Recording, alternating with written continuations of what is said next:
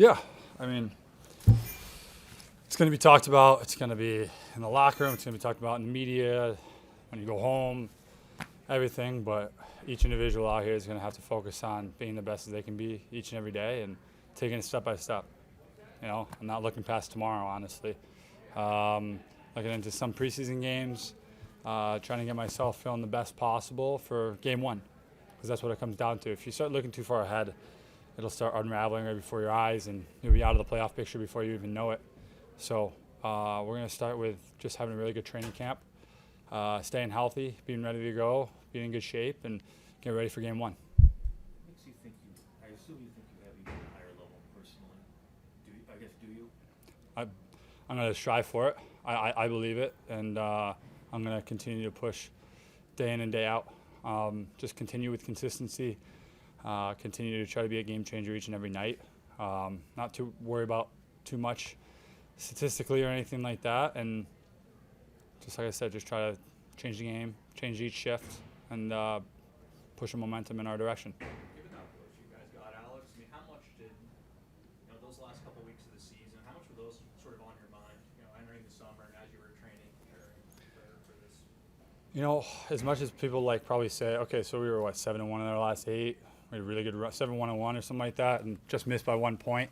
Man, that was fun. Honestly, it was a lot of fun. I saw a lot of individuals pick their game up. I think what did Middlestead have 17 in his last 11? It's unbelievable. He's one of our best players each and every night. Guys really stepped up. We had Devin Levi come in and play some unbelievable hockey. Gave us a lot of confidence, and he's going to continue to try to be as good as he can be for us. And it's going to be really good.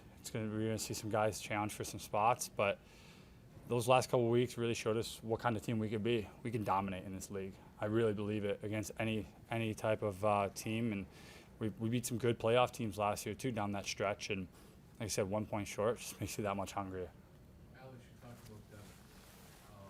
What gives you the belief, the confidence from what you saw from him and what you drew from him, what this team drew from him?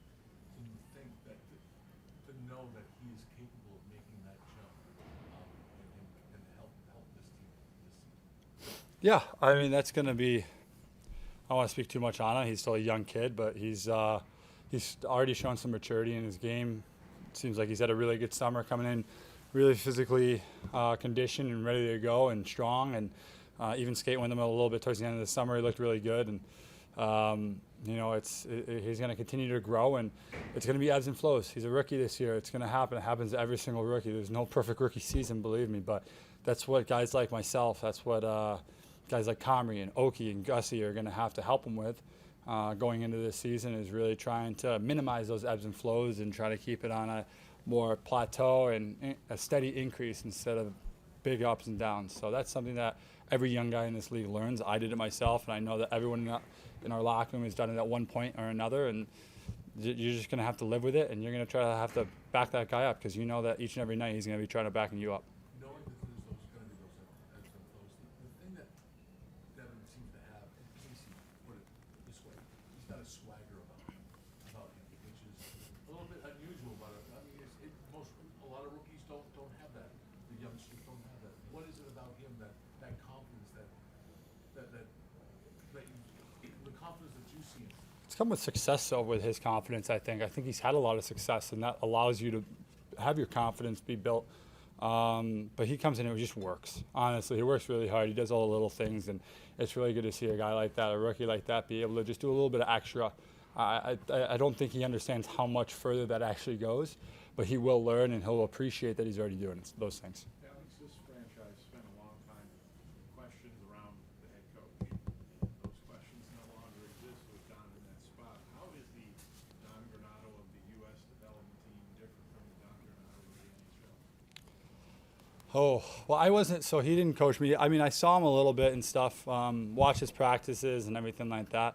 I'd say his practices are a lot shorter now, but no, he's really good. He's always, he hasn't really changed, honestly. He's very personable.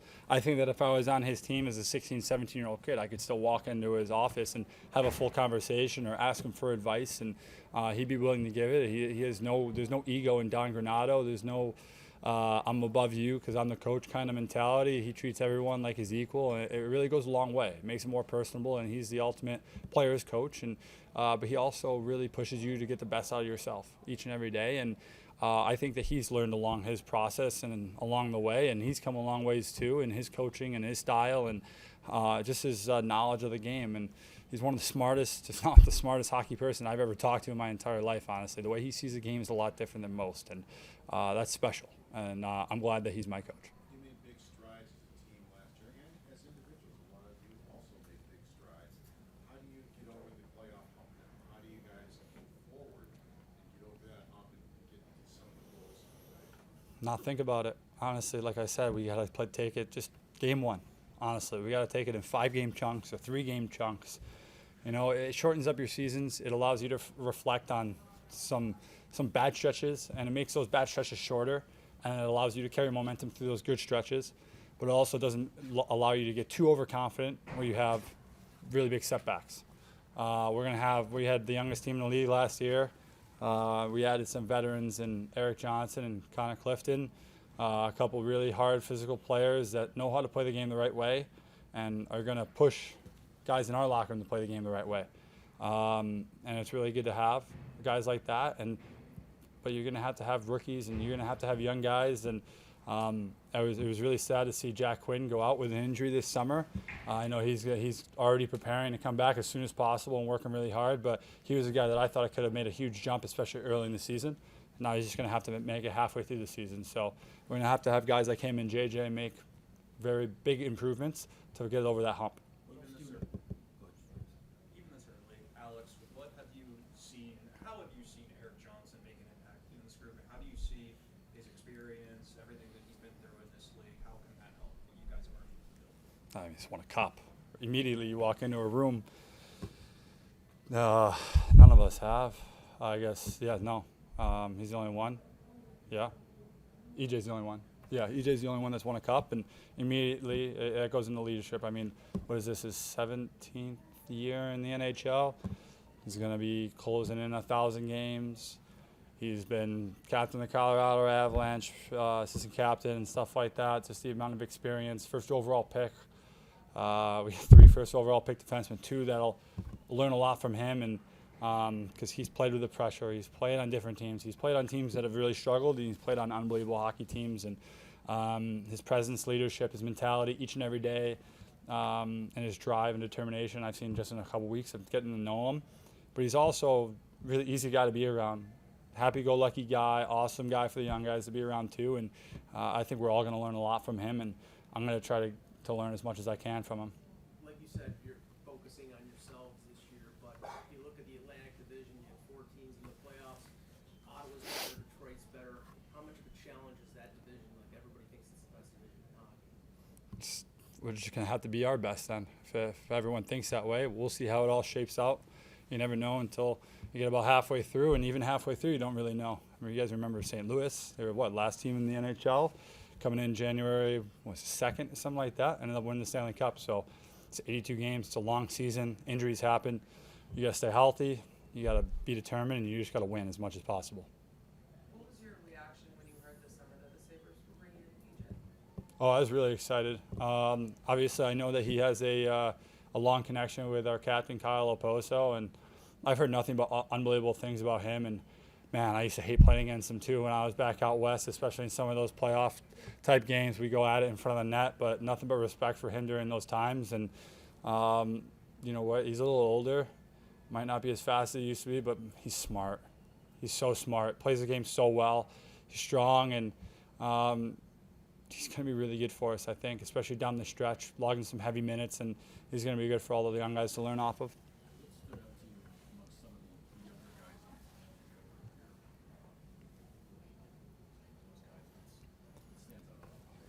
Yeah, no, I mean, I got to watch Kulich have some success there in the AHL playoffs last year. That was really unbelievable to see, especially for 18, 19-year-old kid. I think that everyone came in really physical, like really good conditioning, and seeing these guys on the ice, their confidence and their ability to make plays, I think, in small areas and really play kind of to the Sabres' identity, I think has been really cool for me to see out of them. And I've seen some so far I've only seen a few of the young guys, and they really stood out to me. I like what I've seen out of the Cedarquist kid as well. Big kind of power forward mentality. I've seen some really good plays out of him, and he came in with a really good work ethic so far first couple days of camp. So he's a guy that stood out to me. Thanks, guys.